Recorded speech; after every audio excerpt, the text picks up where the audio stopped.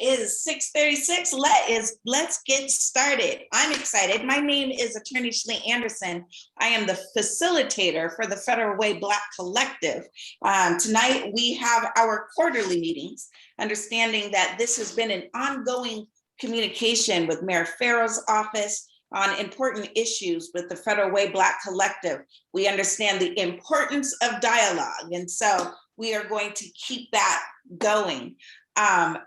As we kick off every meeting, we want to first hear from Federal Way Black Collective. I understand that Felicia is going to just give us some updates, announcements, anything. And Felicia, you've got about 5 minutes if you can keep your comments to 5 minutes.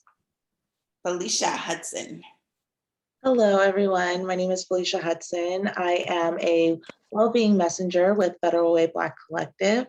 We have a lot on the agenda tonight, so looking forward to all the good stuff. I have a few announcements. Let's see. So we have a new program where we provide small businesses at no cost one-on-one consults with lawyers and accounting services. We are booked out until March. So if you're interested in that program, feel free to reach out to us. The email address is in the chat. We also are working with King County to provide free home testing COVID kits to businesses and as well as mobile vaccinations. And also we have our small business technical assistance resiliency network, where we assist childcare providers with resources to grow and be successful and assist with culturally responsive developmental screenings. So that's all the announcements I have for now. Okay, you didn't use up all of your 5 minutes, so I'm gonna take in the extra time. Well, I have an attorney. That's right, that's right. So I got a question too. Okay, and I'll get to that question, Mr. Cook. Allow me first, before we dive into the meeting, allow me just to go over both the agenda as well as just some typical meeting protocols. Of course, we want everyone to have an opportunity to be heard. So just be mindful if you find yourself unmuting a lot, be mindful that there's others in the room that also might have something to say. So take care of that. If it gets too wild and that we can't further the conversation, know that the person who is controlling the microphone may have to mute you just to allow the conversation to go further. That might take place. It hasn't before, so we're not even worried about that. The objective of this entire evening is making certain that everyone has an opportunity to be heard. That's something that as Black folks in our communities, we don't feel like we've had enough of. So this is definitely not that space to be silenced. Just asking that you be respectful. Also wanting to make certain that we just utilize our proper decorum. No name calling, none of that type of stuff. Again, nothing that has ever been done for Federal Way Black Collective, but have to make certain that we just raise that meeting protocol here. For the agenda, the mayor will have about 20 minutes to talk on important pieces of information that the Federal Way Black Collective has sent to him previously. We're trying to get as much information out in this short amount of time as possible. He'll speak for 20 minutes. We'll have time for our response as the Federal Way Black Collective community response. So know that that will be an opportunity. It's a main point of this agenda as well. And then we will end it out on the agenda with just any recap, follow-up meetings, and ways for us as a body to remain engaged. So that is the plan. And Mr. Cook, I know that you said that you had a question. Do you want to ask it now, or do you want it to wait for the community response? I'll wait for the community response after looking at the plan to me, because we're excited. So Mayor Farrell, we're going to let you just jump on in. All right. Well, thank you. Well, welcome everyone. We really appreciate everybody participating virtually, and I know I shared the the sentiment with all of you that we all look forward to a time in which we can meet safely in person. And I think hopefully that's coming up in the very near future. And obviously for now, we want to make sure our health and safety is paramount. And it's something that I'm looking forward to getting together because we actually haven't had one of these in person. Can you guys believe this is the 8th meeting we've had? We started our quarterly meetings in April of 2020. So we're almost at a 2-year mark. It's amazing. And I think this, personally, I really feel like these meetings have been very valuable, and they've been very valuable to the community. And I look forward to many more in the future. Also want to thank those involved in last week's Reverend Martin Luther King Jr. events. I appreciate the efforts of those on the Diversity Commission, chaired by Trinice Rogers, and all of the commissioners for their virtual event. Also to Shelly Anderson, the 30th District Democrats, and other talented performers and speakers that participated in person and virtually at the State of Federal Way and MLK Day Jr. tribute hosted at the Federal Way Commons. And that was a lot of fun and great singing. It was really, could you believe, Susan was there, our deputy mayor, our council president, and several, many other people. Evan, I remember seeing you there, and Teresa, and boy, that choir was really, in a space like that, sometimes the noise, the music can get lost, but it was, wow, it was a great performance. I want to talk to you a little bit about the diversity, equity, and inclusion position. It's now, we're in the process right now, and it's now a full-time position. If you may recall, in the last budget cycle, we council funded it at a half-time position, and we made the decision to make that a full-time position, and we look forward to getting that filled. And I know that it's going to be a great benefit for our staff, the council, and the community that they'll receive. Now, we're interviewing DEI candidates on February 10th, and we're scheduling, scheduling about 4 to 5 candidates. The interview panel will consist of our city council member, Lydia Suffa-Dawson, Diversity Commission Chair Trinice Rogers, our HR Director, Vanessa, Sarah Bridgeford, Community Development, Desiree Winkler from Public Works. Some of the work that made this a full-time position is actually working, making sure that we are in full compliance with Title VI responsibilities for putting things out for bids and that kind of thing. So that's a big help to those departments. And due to the current COVID environment, those interviews will take place via Zoom. But we're finally now, we actually had somebody in the position, as you know, as many of you know, for several months, and then that person took a new job at the city of Seattle shortly thereafter. And so then we went to the process of making it a full-time position. And so we're excited about those interviews coming up. City budget schedule and opportunities for public input. Our budget process for the 2023-24 biennial budget begins in September, and there'll be ample opportunities for input. We'll keep you informed on the council schedule for discussions on the budget. Traditionally, the process begins in early September with the presentation of my recommended 2-year budget, and then we go through all the presentations. Up next are the special meetings that include a budget overview of revenue and expenditure projections. That's followed up with meetings with budget presentations by each department director. And those are, those include finance, HR, clerk, the city clerk, emergency management, public works, parks, municipal court, law and justice. I want to say municipal court's not a separate department. It's its own branch, but they still are part of the budget. If Judge Larson was on the phone, he'd want to make sure he made that point, right, Susan? Police, community development, and IT. Those presentations are followed up in October and November with budget workshops and deliberations, and all meetings have the opportunity for public comment. So, city's legislative priorities, especially those of concern to the African-American community, such as broadband, economic development, childcare, youth, violence prevention, food insecurities, housing, transportation, public safety. So that was the question. So our legislative agenda includes support for youth violence prevention, specifically requesting funding for programs that meet the goal of reducing violence. This is a significant problem that affects thousands of people every day in our community. and in turn their families, schools, and communities. This includes prevention, intervention, and treatment and strategies that are informed by trauma and life experiences. So I think that's something that we are very much interested in supporting, and that was part of our legislative agenda.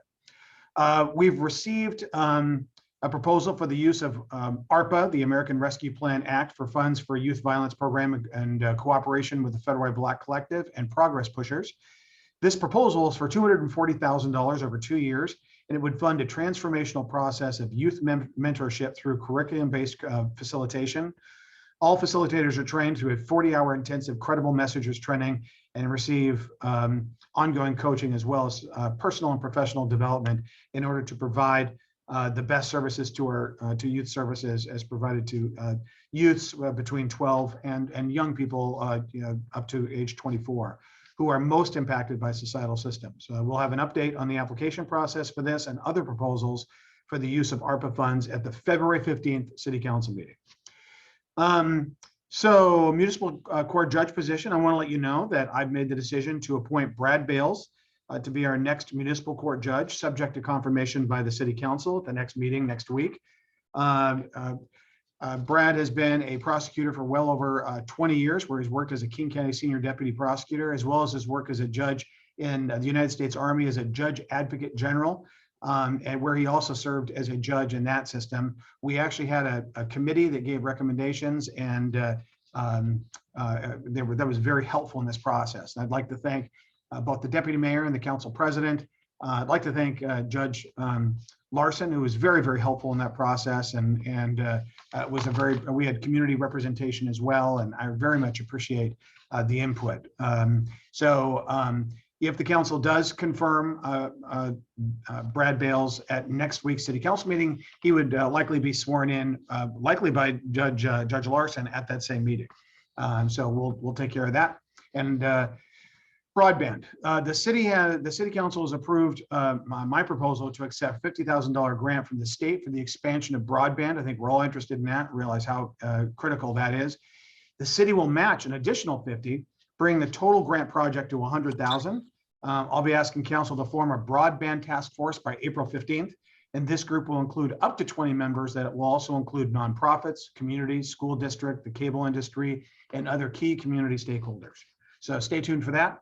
Broadband issues also continues to be addressed in our federal lobbying efforts for funding. In fact, actually, I not only spoke with our city lobbyist, our federal lobbyist today, Rick Agnew. Immediately after that meeting, I had a meeting with our Congressman, Adam Smith, and talked with him about some of those very issues. And so that was a very productive meeting, and a lot going on. Sister cities, I know there's been interest about that, but due to COVID-19, no sister city trips are planned at this time, and we're interested in forging new relationships this year. Economic development, emphasis on assistance to business due to COVID and updates on data of closures of impact of COVID-19 on our local business. We continue to look for ways to support our businesses that have been impacted by COVID-19, and we're looking at resources available from ARPA, the American Rescue Plan Act. The impact of COVID and other highlights our economic development progress in our city is updated weekly in reports by Tim Johnson.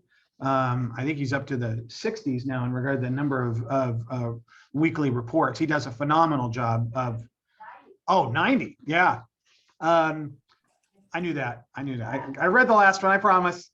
Anyone who's interested in receiving these, he always asks me, you guys. So Tim Johnson, I always call him the hardest working person in government. He always follows up with me and makes sure I have read those updates. He does a phenomenal job. Anyone interested in being added to those updates, just let us know. Let Bill or Pam or me know, and we'll get you added to that list, or you can get a weekly update. Childcare, an update on the city's efforts to increase childcare. That was one of the issues that I was talking with our federal lobbyist about, but I've directed our economic development staff, Tim and some of the folks helping him, to work with the University of Washington School of Business, both Milgard and Foster schools, on a demand side study on childcare in Federal Way. This report will begin in March and should be completed by June of this year. This will enable us to understand the dynamics of the issues on price, specifically how COVID has impacted price elasticity for customers, along with operational costs for commercial, home-based, and nonprofits, for example, schools and churches. The university will bring together both professors and MBA students to gather and examine the marketplace. City staff consistently continues to watch the supply of that equation to understand the number of operators and the number of spaces provided. We've received a proposal for the use of ARPA funds for childcare initiative in cooperation with the Federal Black Collective. That proposal is for $200,000 over 2 years, and that would fund an information and referral program by Child Care Resources to assist families in their childcare search by referring them to childcare providers, community resources, and education about quality childcare. CCR also provides customized, culturally relevant, and inclusive technical assistance and training to childcare providers to strengthen their delivery of childcare. We will have an update on the application process for this and other proposals for the use of ARPA funds, again, at the February 15th council meeting. Deputy Mayor Honda is frequently on point, saying that before we start really piecemealing the expenditures of ARPA funds, we're really working on nailing down the specifics of an entire plan, and that way we don't sort of back into the expenditures of those funds without a complete plan. And while we have earmarked and indicated to council, well over, I think it's like $12 million now of ways to allocate and invest the 19.2 million. There's still some flexibility for demand in there, and we'll talk about that at that February 15th meeting. Let's see here. The city is also working with the Federal Black Collective and community members on facilitating funding programs from child care providers who apply for Washington State Department of Commerce funding for infrastructure and operations. This includes assistance with permitting applications related to their grant proposals. The question with regard to diversion programs, there was requested for an update on the city's position of diversion. I'll read the question so everybody knows. With the city's position on the diversion programs, has the city had an update from the county on RCP, which is the program that has garnered some attention? Has the city met with RCP staff to find out more about the program? Has the city received the information they requested on the RCP? And has the city met with the diversion program staff to find out more about restorative justice programs? So we're in the process of continuing dialogue with King County Executive's Office and the King County Prosecutor's Office regarding the Restorative Community Pathways, RCP program. Last week, we had a very helpful and informative meeting with the nonprofit providers working on the RCP program. I believe that was last Friday, and a number of them were there, and Dow's Chief of Staff was present and helped facilitate that discussion. And it wasn't, it was not an opportunity to debate or to get into a back and forth. It was really an opportunity to, listen to the presentation and get a lot of information. The concern that we previously raised about that program, that was the mayors of Auburn, Kent, Brent, and myself, was the number of felonies, the particular felonies involved that are eligible for the program, and the lack of an involvement of a judge. And so that is, but I want to reiterate that I'm, my administration, and I know many of the mayors involved believe in restorative justice programs, diversion programs. You can't have a criminal justice system without diversion programs. And I think with some work, I think we can come to some common ground. We'll keep our community involved as we move forward with these discussions. And we're looking for the balance, making sure that the restorative justice programs is balanced with the safety of the community and obviously transparency and accountability. And so, I think it is it should be very clear that we are in full support of restorative justice and diversion programs. And so we'll be able to have a conversation about that. And if anybody has any questions about that, we can flesh that out. In closing, I hope everybody stays safe. I look forward to a great discussion. We're continuing to work on COVID-19. It does appear just this past week, we are down 43% in regard to the high where Omicron crested well over 200 cases per day. This week we went down about 43%. I think we're in the 140s, 150s per day, but still that number is incredibly high compared to the lows that we experienced last year. So Omicron obviously has really impacted, but I think that wave has crested, and you see what's happening in the East Coast. Some of the states that were hit earlier, they're really, like New York and some of those other states, they're really starting to see their numbers drop down. And we're hoping that'll be the case as well. Oh, I see a daily average of 156 per day, which was a 43% decrease. Let's see, we had a 9% decrease in hospitalizations, a weekly average of 9, and tragically 1 new death since yesterday. And we're going to keep working hard to address COVID-19, do everything we can. We actually at the city, we went to a more of a hybrid approach. We had some folks get infected, and we want to make sure that entire departments didn't go down. So we really kind of worked on a hybrid. We kept the doors of City Hall open, and we believe that it's very important to have service delivery at the city, but we've got all kinds of systems in place to make sure that we don't have the kind of spread that would take entire departments down for those important services. And as you may know, last week, websites were launched to make free COVID-19 tests available. Up to 4 tests were available per household from the federal government. And I went to go type mine in, and by the time I already did that, my wife had already done it. So I know that a lot of people have utilized those, and we've been informed that the state will be restocking their supply soon. So a lot of work, and I look forward to more dialogue, and that's my report. Thank you. And I can take any questions if you'd like. Can you say that again, Josh? Oh, sorry. Let's open it right on up to questions. I can see Sam's hand up. Go ahead and put your hand up. If you don't have that function, go ahead and put it inside of the chat, and we'll make certain we get you there as well. Hi, Sai. Would you like to? Hi, Mary Farrell. This is the only question I have for the night. I want to make sure that this is a space for folks who don't feel comfortable speaking at city meetings. So you talked about transparency. One second. Talked about transparency and accountability with the county over restorative community pathways. And I wanted to make an ask the next time you circle back with them on how they plan on approaching investing in local providers. We saw a lot of folks at those city meetings, and I feel like from a data perspective, even though those other mayors signed on to the statements with you, is jump scaring you? Okay. Even though those other mayors signed on to those statements with you, 1 in 5 referrals to the PAO is from federal way. So as the mayor who has 20% of his youth involved in county justice systems, I think you have a greater equity stake in terms of transparency and accountability for our people. And from what I can see, 20% of the dollars from the prosecuting attorney's office and county justice investments have never flown to federal way. And I have seen what the county has done in terms of its housing and motel decisions.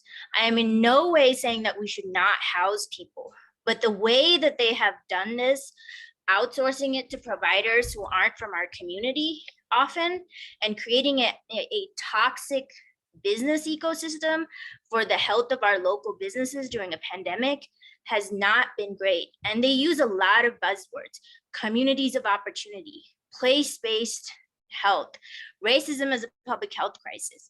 But when we look at how they use their dollars to back those buzzwords, those dollars aren't flowing to federal way to providers and businesses that are biased for us in our community.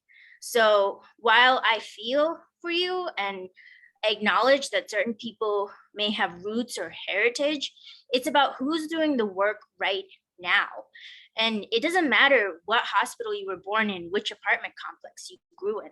It's who's showing up at every monthly meeting, every quarterly meeting, meeting with you every morning, every week, Wednesday, 9, 10, 11 a.m. So I think it's really important that these things be taken back to the prosecutor's office and King County. And that's my only question for tonight. Well, that's something that we can dig into. Thank you, Sai. I think that, making sure that we, because of the numbers coming from the city of Federal Way, there should be, a commensurate and a proportional investment in Federal Way. So, Bill, let's make sure we follow up on that. And I know one of the things that, and Deputy Mayor, do you want to talk about one of the things that the Deputy Mayor and I have been communicating about, and also the Council President, is we do have a set of questions that we want to follow up. We want to continue a dialogue and understand respectfully, but we need to know certain things because they are cases in our jurisdiction. So we're going to follow up. And I think, the idea at our next city council meeting maybe is there's been some discussion about tabling the, I'll just tell you guys right now. Oh, hi, Council President, Coach Mark. The concept right now is perhaps tabling the resolution and instead send a letter and with some questions from council, just so we can be more informed. And I think that we're going to be better advocates for our community and better partners with our community, and especially the BIPOC community and all of our community members, if we all are armed with the right information. And so I think that's really, we just need to dial it down, get the information, continue the conversation. So I think that's that's one of the things we'll ask. So I thank you. I see Evans, actually, Shelley, did you want to call on people or do you want me to do the calling on?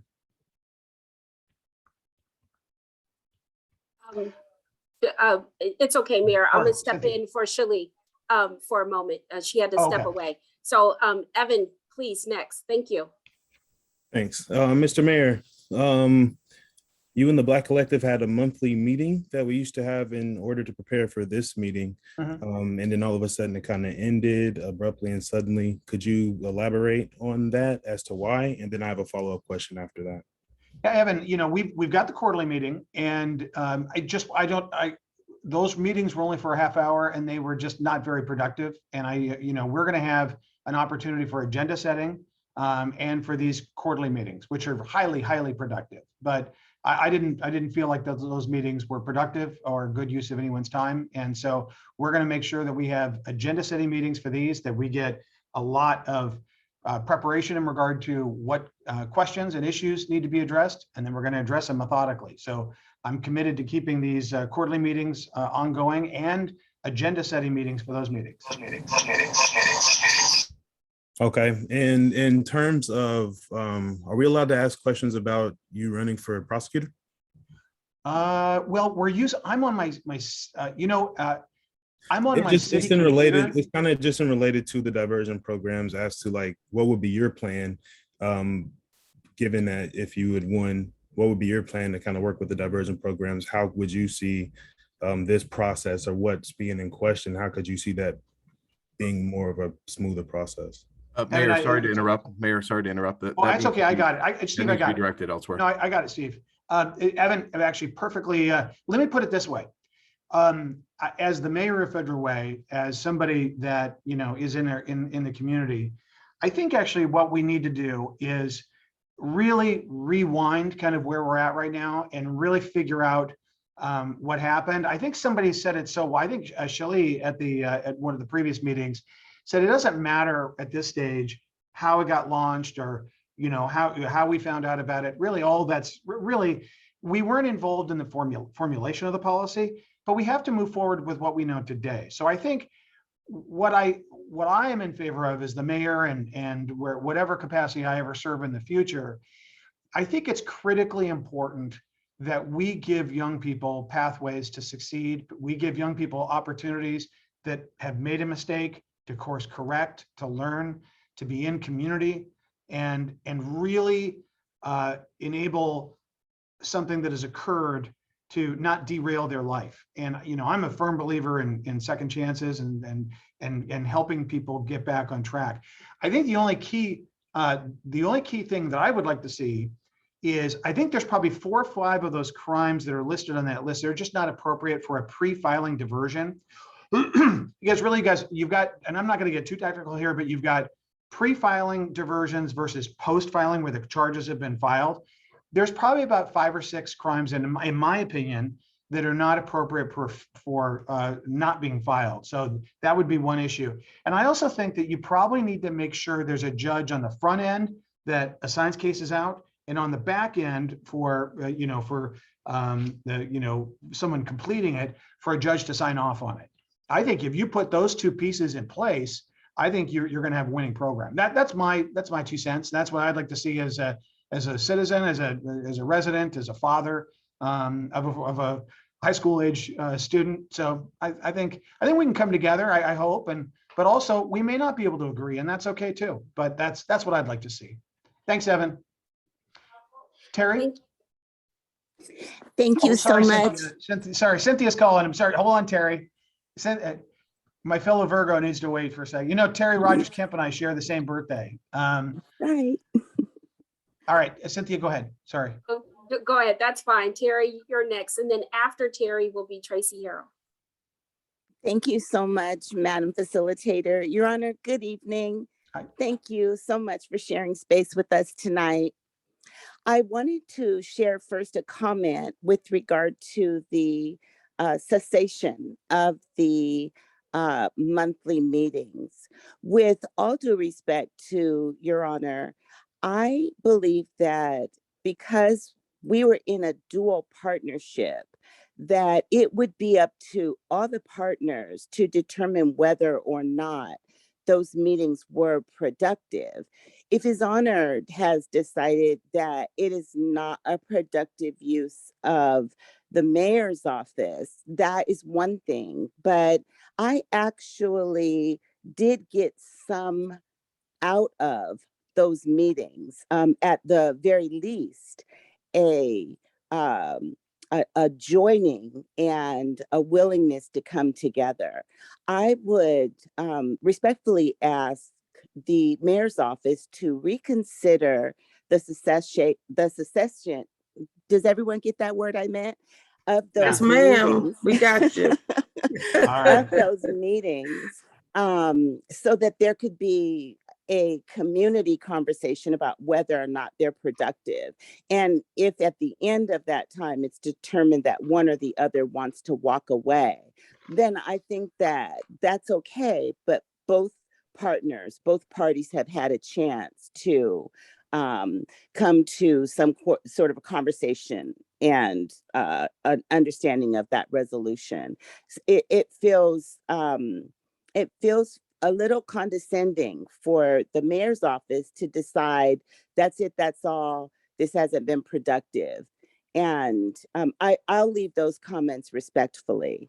My question, though, has to do with the appointment of former senior deputy prosecutor Brad Bales, now Judge Brad Bales. Let me say that, full disclosure, I worked opposite Mayor Farrell.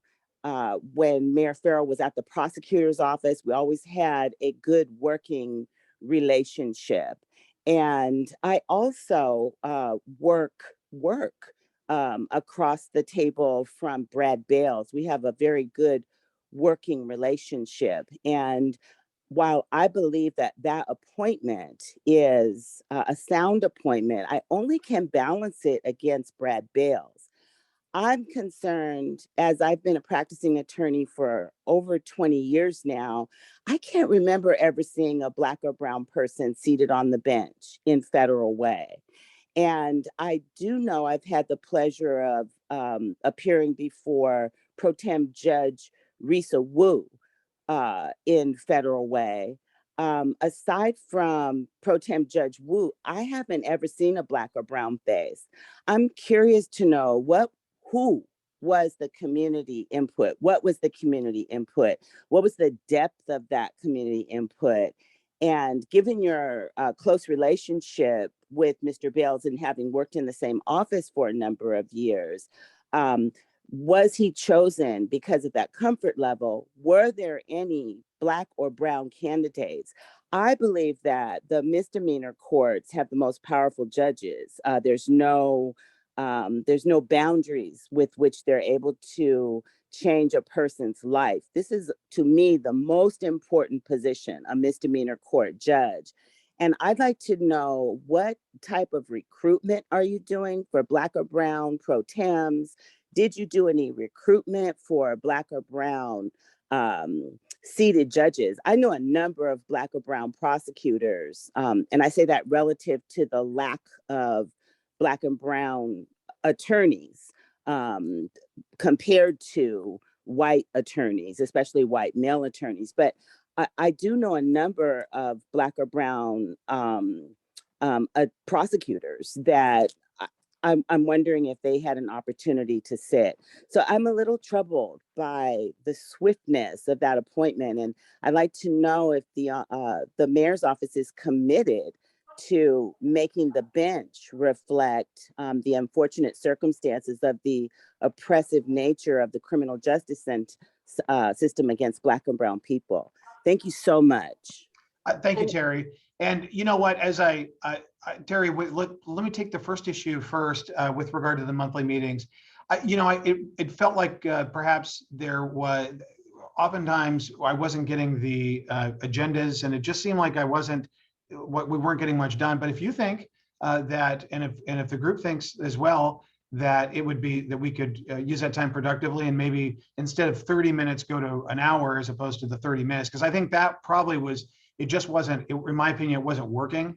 But if we could, maybe we can go to 45. I'm committed to re-engaging and doing those again. So we'll get those set up and we'll work with your schedule. So it was, I think it was just a reflection of there had been like 2 or 3 of those in a row in which I was feeling, somewhat frustrated that we just didn't feel like we were making some progress. And so, but I'll commit to, we'll re-engage, we'll do that again.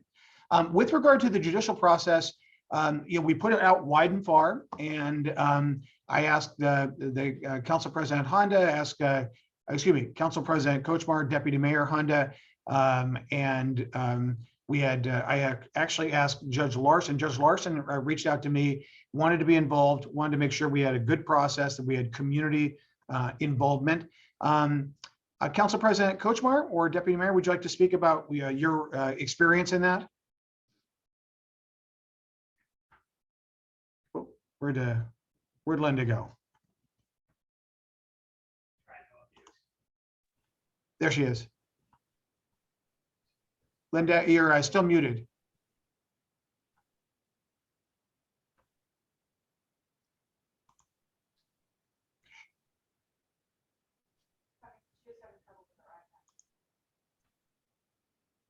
No. I couldn't get on my iPad. I couldn't get on my desktop. I'm on my cell phone. I've never been on Zoom. So without further ado, we did have a very thorough process. We did not have any Black or brown folks that were presented to us to review. We had some very good candidates. We did have a Black attorney who helped in the process. We had a very thorough process. We had a Black community member, Winston. Both of them were very, very helpful. We all came to a unanimous opinion on picking Brad. And so I think he'll be a very good addition to our court. He has extremely extensive management experience from being in the military. I think he was a JAG judge in the Army, and he's been pretty much all over the world. And one of the questions we asked was, talk to us about opportunities or situations or incidents that you've been involved with diverse folks. And he had very extensive experience. And of course you would have that being in the military. So I feel very comfortable that he's going to be a very good addition to our municipal court. Mayor, I would also agree that we did have a great process. We had a judge from Pierce County, a retired judge from Pierce County on the committee. We had the Pierce County prosecutor on the committee, and I feel like the questions were appropriate. The candidates that we interviewed 5 or 6 candidates. Like, it was only last week, but I can't even remember. It was either 5 or 6. And they all would have been okay. But I believe that this candidate stood out the best. And everyone on the committee chose this candidate as their first first choice to be our new judge here in Federal Way. And ma'am, can you please speak to how you recruited or sought applicants? And Mr. Bales is a white male. So I'd like to know what did you recruit any Black or brown prosecutors or attorneys? Did you ask any to apply? We were not a part of that process. Right. I was that our HR director Vanessa was part of that process. So I can't. I don't have personal information knowledge about how that application went out, but we advertised wide and far. I think Winston Bell. I saw his name earlier. He was on the committee, and I think he's on this call. Is he? I don't know. Is he still here? Yes, this is Winston. Oh. Hello? Yeah, we can hear you. Hi, Winston. Maybe Hey. you'd like to share your thoughts about it. Again, I feel like it was a thorough process. It was a great question the caller asked about the recruitment of Black and brown folks. I think the mayor just mentioned we had a process that covered we had an open process, but that's one thing to have an open process, but it's another thing to know the climate and the direction of the community of Federal Way and try to recruit some people to fit those needs. I wasn't involved in that process, so I can't speak intelligently to that, but that would have been a great opportunity for us to kind of correct some of the things that we were struggling with. And one of the things that I continued to say during that process was that we need someone that is involved and understands the needs of Federal Way. So we had some great applicants.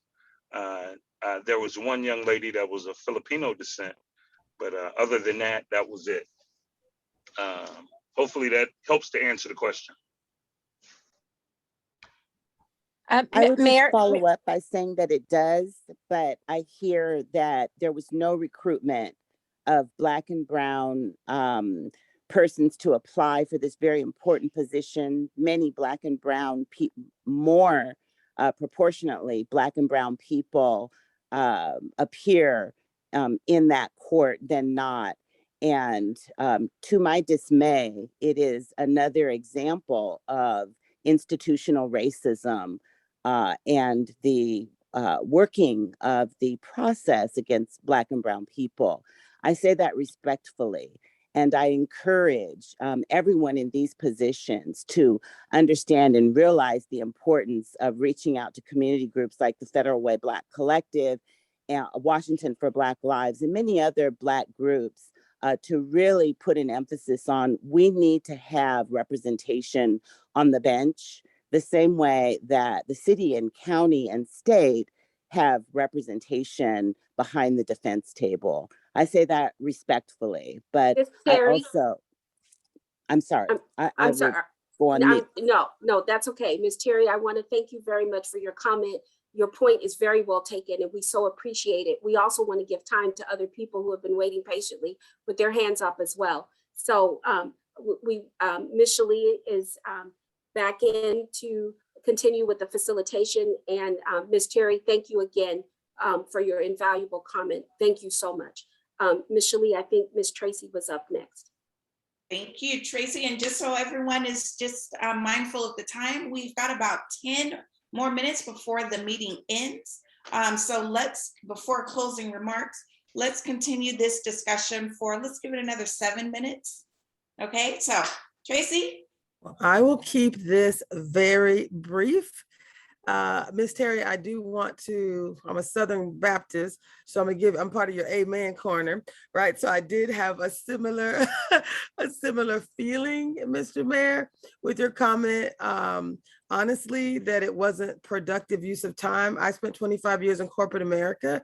So 8 years at IBM, 14 years at Disney, 5 years at Microsoft. I'm currently president of the National Black MBA Association for this state, for this area. And so when I think about the partnerships that are necessary for us to be successful, I'm also a certified success coach through Success Magazine. So my question is, what does success look like to you?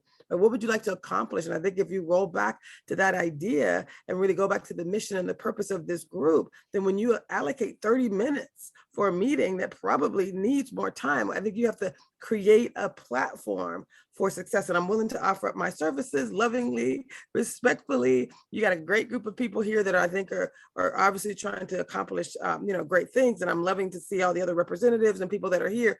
So meeting quarterly, given the space that we're in, is just not going to lead to your success. I think we can all agree to that. So I think, I'm happy to lean in and support this community in any way, but I think assessing what success looks like and what do we need to do to make you feel successful, because that's important too, but also making sure that the community has that same output would be important.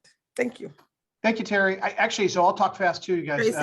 Sure. I think the key thing is, it's about preparation. I think actually if we can make sure that we know what we're talking about before we get into the meetings, and that I think those would be much more productive. You have my commitment that we're going to make him productive. We're going to make him successful.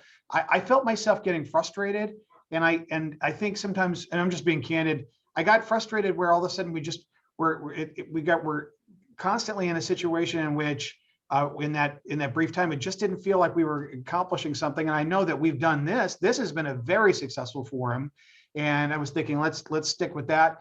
But I also, perhaps I underestimated the value of the monthly meetings in addition to the quarterly meetings. So I'm there. We'll do it. We'll make them an hour, and we'll get the stuff done. And before I turn on Zoom or in the in-person meetings, I'll make sure it's on me and Bill and Steve to make sure that we know what we're talking about before we get on, before the hot mic goes on. So I'm there. Thank you. And how's that, Teresa? Is that okay? Tracy, you mean? Are you talking to me? No, not Tracy. Teresa is next. Oh, okay. Teresa was part of that group. And but thank you, Tracy. I really appreciate your comment. Thank you. There's Teresa, and then I think I saw Linda. Did you have a question? I don't see your hand, but if you do, then you'll be next after Teresa. Thank you for calling on me. And yeah, I do want to speak to that issue because I kind of want to, when starting this group, it was started and it was an invitation for the mayor and the city council to come in and talk to our communities. Because for more than 30 years, you guys have talked to every other community, have never came to our community or invited us to the table of those meetings, let people know that these meetings were happening. So we took it upon ourselves to invite the mayor and the city councils into our meetings, which this is how this all evolved.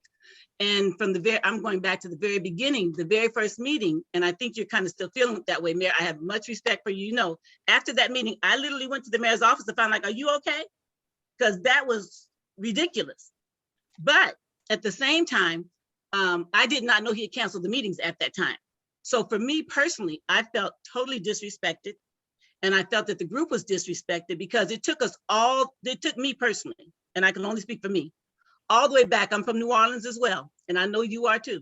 Took us all the way back to a place where we are only to be seen and not heard. And if we have a disagreement, Caucasian people or people who have more money than us or rule over us can shut us down. And that was, to me, very, very disrespectful. Again, because even what you're saying now, Mr. Mayor, on how you're going to run the meetings, these are our meetings that you guys are invited to. So you cannot run our meetings. And yes, sometimes we may be unorganized, but again, that I don't want to say it's a cultural thing, but again, you have to deal with different people's cultures. That's why you're here, to learn from us and how to relate to us and how to include us. And things will not change if you guys want to come in and do what you want to do and still want us to fit into your box. We're not fitting in those boxes anymore. The world is saying that, and you guys have to understand, including what they said about having prosecutors and not bringing anybody to the table, asking us, who do we know that may come? Did we get those invitations to call our brothers and our sisters? Oftentimes it said, you guys don't know where we are. You don't know how to find us. Well, come to us and let us go find them and bring them to you. We are here. in every area, every work field. I'm so impressed with Miss Tracy. I've never met her, but her alone pedigree lets you know we got people that are qualified to do the job. So yes, you need to put those back in order. It's And done. I appreciate you, but yeah. And thank you for coming to City Hall. I really appreciated that, Teri said. Thank you. We'll do it. Well, we'll send it out. We'll take care of it. And thank you again, Tracy. And Jim, just to clarify, setting up a meeting is not the same as setting up a meeting to be successful. So the same rigor and intention that you're putting into these quarterly meetings, the idea of creating a successful outcome requires that you invest that time and energy into in the beginning of the process, right? So start with the end in mind for each of these monthly meetings. The success is not in the quarterly meeting, it's in those monthly sessions that you're making progress in. And I can stop talking, but you get the story, right? You understand. That's good. That's good. All right, I'm there. Thank you. I heard Sister Tirza said, we're taking up space. That's what I heard. This isn't the way that it used to be down south. And then, of course, the whole Baptist Minister Church, she got the whole thing turned around. I love the action. All right, it is 7:26. We had one final question, and then we're going to kick it out for the recap and announcement. So for the last question, Linda, I don't see it in my screen, but Linda, you had a question. No, I'm sorry. If I raised my hand, it was simply from the prior discussion. I see Deontay. And then I see my brother, yep, I see my brother Deontay. Mr. Bimber, you still there? Yes, ma'am. And I literally, I promise you, I felt, I'm not from Louisiana, I'm from Seattle, but I raised my hand in like an amen, in an amen stand. So that's why I raised my hand. I'm a representative of Seattle, but I love Federal Way and what y'all do. And these conversations are tough, but I appreciate the creators of this space to make this space and own this space. And I just appreciate that. And Mayor Farrell, even in your space, even coming in, sometimes these are hard conversations, but y'all are getting somewhere. I come to these meetings, so then I know what to do in Seattle because I don't know what to do in this space, but you guys are creating, you all are creating the blueprint. And I just want to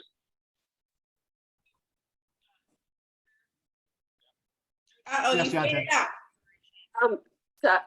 Madam Facilitator, there was a question in the chat that we didn't get to. And I think it was supposed to be a part of the mayor's update. And I'm not sure it was presented, perhaps we missed it, Mayor, but can you give a brief update on the funding priorities the city submitted this year to the legislative, so the city's legislative priorities? I think that was on the list. I did, this is like a test. I don't have the legislative agenda memorized. We asked for we had a bunch of things. Actually, I did talk about that. Let's see here. One sec. We talked about youth violence prevention, and let's see here. We had talked about broadband and support of broadband. I don't have my Steve. Actually, you're on the call. Do you have our government affairs person? Do you remember some of the other items, Steve? Yes, I mean, we had support for the youth violence prevention. We have support for returning drug treatment that we've asked $100,000 for. We have 5 transportation asks for city center access and other areas. We were able to fund through transportation improvement grants, the roundabout at 373rd. And then we had some requests regarding or some support for some of Representative Johnson's language on the adjustment of some of the pursuits language. So that's where we're at as far as capital asks. So we didn't have any capital asks in this short budget beyond our transportation asks, which is separate. I think that's about right. Beyond that, it was pretty pared down budget or a legislative agenda.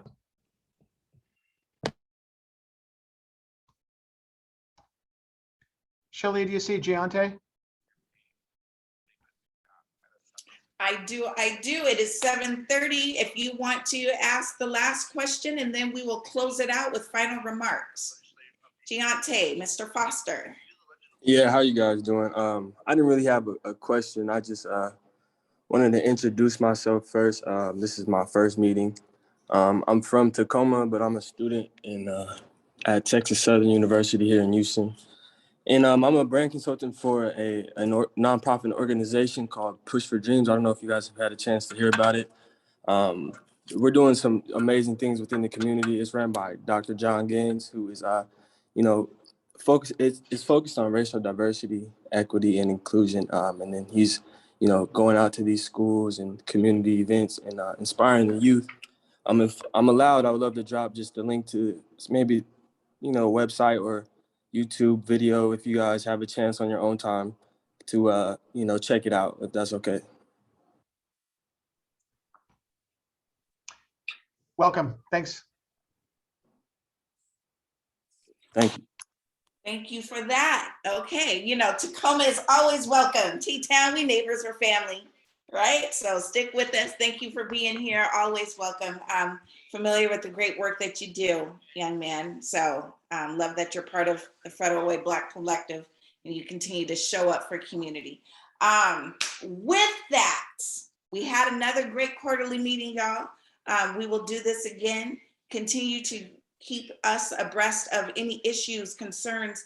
We usually put the agenda together 1 week before we actually meet. We give that to the mayor's office so that then he can do just what he did tonight and come prepared with concerns, issues, numbers, facts, all of the information that we actually need so we can make these conversations the most meaningful. So continue to give us your ideas of what you want. Again, 1 week prior to the meetings, just slip the facilitator, that's myself, of course, the executive director, Lynn. We've got the co-facilitator, Teri, Rogers, Kemp.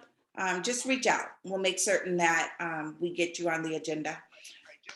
Federal Way Black Collective, are there any closing remarks that you want to give before we say goodnight?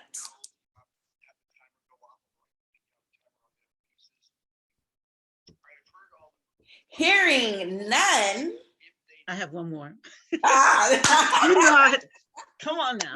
The reality that I'm going to say is something that I say all the time, and I just really believe it. No matter how our conversations are going, and they are purposeful, and we are doing good. Everybody has said so.